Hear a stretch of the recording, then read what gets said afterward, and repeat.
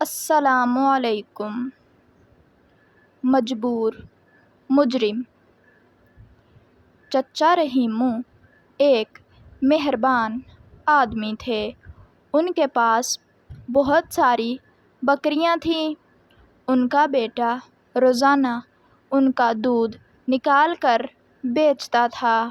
ایک دفعہ وہ مکان کے پیچھے بنے باڑے میں دودھ نکالنے گیا تو اسے اپنی ایک بکری کم لگی۔ اس نے سوچا بکری شاید کوئی چرا کر لے گیا ہے۔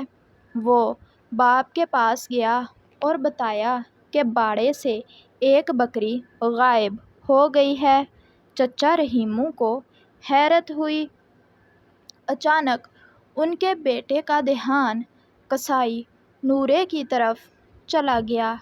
اس نے شک کا اظہار اپنے بابا سے کیا تو چچا رحیمو نے کہا، بری بات کسی پر الزام نہیں لگاتے۔ تم کہتے ہو تو آج ہم درخت کے پیچھے چھپ کر نگرانی کریں گے۔ جب چچا اور ان کا بیٹا درخت کے پیچھے چھپے ہوئے تھے تو قصائی ان کی ایک بکری اٹھا کر لے جا رہا تھا۔ چچا کو اپنی آنکھوں پر یقین نہ آیا۔ انہوں نے نورے کو آواز دے کر روکا اور پوچھا، ایسی کیا بات ہو گئی کہ تم چوری کرنے لگے ہو؟ نورے نے کہا، چچا مجھے معاف کر دیں۔ جانوروں میں بیماری پھیلنے سے میرا کاروبار نہیں چل رہا۔ میری ماں گھر پر بیمار پڑی ہے۔ نورا روتے ہوئے بولا۔ چچا نے نورے کے آنسو صاف کیے اور بولے، اگر تمہاری ماں بیمار تھی تو تم مجھ سے کہتے۔ تمہیں چوری کرنے کی کیا ضرورت تھی؟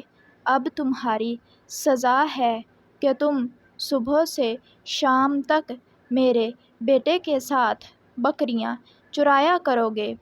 اس کے بدلے میں تمہاری ماں کا علاج کراؤں گا اور کھانا بھی دوں گا۔ تو پیارے بچوں، اس کہانی سے ہمیں یہ سبق ملتا ہے کہ چوری نہیں کرنی چاہیے، چاہے کچھ بھی ہو جائے۔ اگر آپ کو ہماری آج کی یہ ویڈیو اچھی لگی ہو تو پلیز ویڈیو کو لائک اور چینل کو بھی سبسکرائب کر دیں۔ شکریہ۔